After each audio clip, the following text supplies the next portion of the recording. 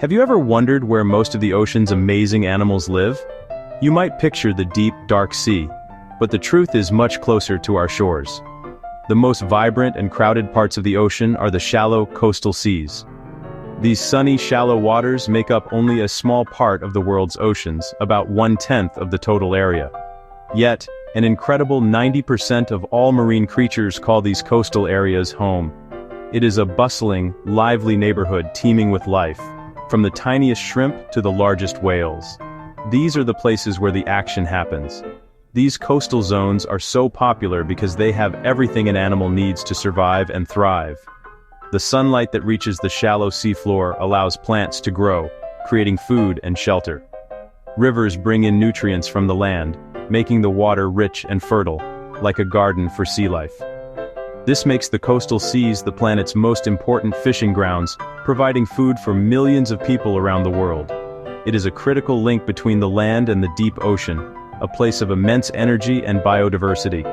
Think of it as the ocean's nursery, kitchen, and playground, all rolled into one.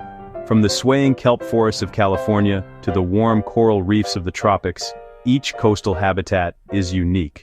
These are not just random collections of animals. They are complex communities where every creature has a job to do. For example, in the cold waters off Alaska, huge schools of herring come to spawn each year. Their arrival is like a dinner bell ringing for hungry predators. Stellar sea lions, bald eagles, and even giant humpback whales gather for the feast. It's an incredible spectacle that shows just how connected all life is in these rich waters. Sadly, these vital neighborhoods are facing big problems. Because they are so close to us, they are heavily impacted by human activities. Overfishing is a major issue, where we take fish out of the ocean faster than they can reproduce. Imagine if all the food in your favorite restaurant suddenly disappeared. That is what is happening in many parts of our oceans. Important fish populations, like the Pacific herring, have shrunk dramatically. This imbalance disrupts the entire food web, affecting every animal that depends on them, from seabirds to whales. Hidden beneath the waves are some of our planet's greatest climate superheroes. Seagrass meadows. These vast underwater grasslands might not look as dramatic as a rainforest, but they are incredibly powerful. Found in shallow, protected waters all over the world, seagrasses are true plants with roots, stems, and leaves. They soak up sunlight and turn it into energy through photosynthesis, just like plants on land. In doing so, they perform an amazing trick. They capture and store huge amounts of carbon dioxide, a gas that is warming our planet. In fact, an area of seagrass can absorb carbon 35 times faster than the same area of rainforest. Another coastal champion is the mangrove forest.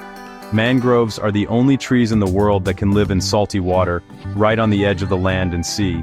Their tangled, stilt-like roots anchor them firmly in the mud and create a dense, protective barrier. This natural wall is fantastic at defending coastlines from powerful storms and waves, acting like a living shield for coastal communities. Just like seagrass, mangroves are experts at fighting climate change.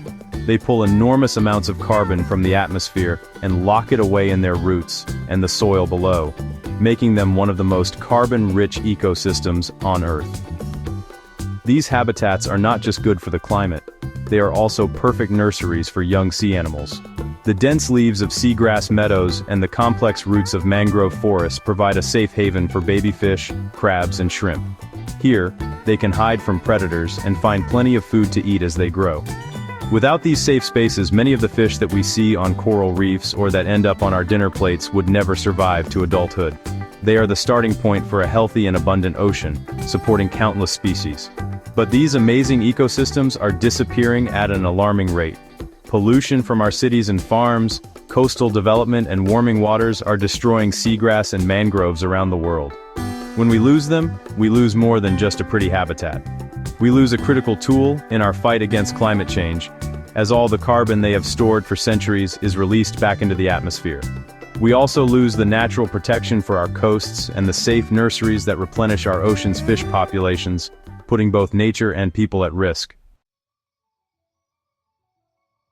Coral reefs are like the bustling, colorful cities of the underwater world.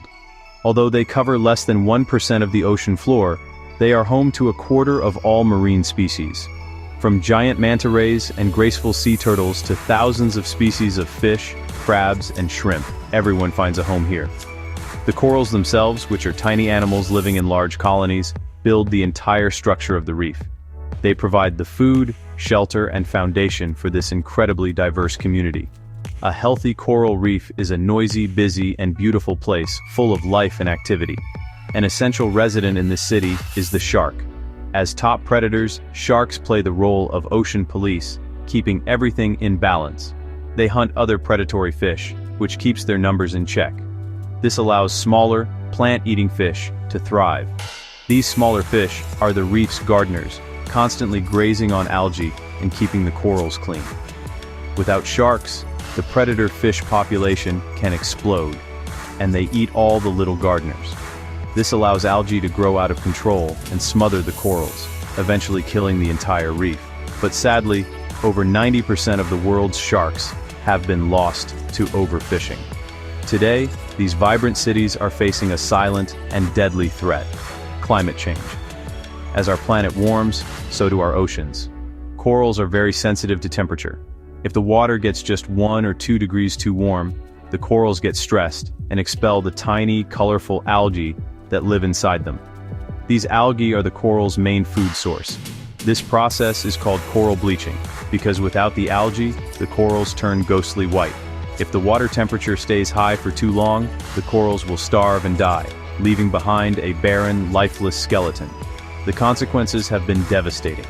In recent years, massive bleaching events have wiped out huge sections of the world's most famous reefs, like Australia's Great Barrier Reef. Scientists have found that half of the world's shallow water corals have already died. If we do not act quickly, the rest could be gone within a few decades. Losing our coral reefs would be a catastrophe, not just for the millions of animals that depend on them, but also for the hundreds of millions of people who rely on reefs for food, income, and protection from storms. Beyond tropical waters, another incredible habitat thrives: the kelp forest. Found in cool, coastal waters, these underwater forests are formed by giant kelp, a type of seaweed that can grow up to half a meter a day. They can reach heights of 50 meters, towering from the seafloor to the surface and creating a magical, three-dimensional world. Just like trees on land, kelp provides food and shelter for a huge community of animals. Fish hide among its waving fronds, and countless invertebrates cling to its stems. It is a dynamic and essential ecosystem. One of the most important animals in the kelp forest is the adorable sea otter. These furry mammals are a keystone species, which means the entire ecosystem depends on them. Sea otters love to eat sea urchins, spiny creatures that graze on kelp. To stay warm in the cold water, an otter needs to eat about a quarter of its body weight every day, and urchins are a favorite snack. By keeping the urchin population under control, sea otters prevent them from mowing down the entire kelp forest. In areas where sea otters are protected, the kelp forests are healthy and thriving. We have seen what happens when we remove protections, but we have also seen incredible stories of recovery when we give nature a chance. In Mosul, Indonesia, years of destructive fishing had emptied the seas of sharks and large fish. But in 2007, the area was turned into a fully protected marine reserve. A decade later, the results were astonishing. There were 25 times more sharks, fish populations had tripled, and the entire ecosystem was bouncing back to life. Even the local fishermen benefited, as fish from the protected area spilled over into their fishing grounds, allowing them to catch more with less effort. These success stories show us that it is not too late. The solution is clear: we must protect more of our oceans. Many so-called protected areas still allow harmful activities like commercial fishing. To truly save our seas, we need to create more fully protected marine sanctuaries where nature can recover without human pressure. Scientists believe that if we protect at least 1/3 of our coastal seas, we can restore our planet's fisheries and ensure a healthy ocean for the future. By protecting the ocean, we are not just saving fish, we are saving ourselves.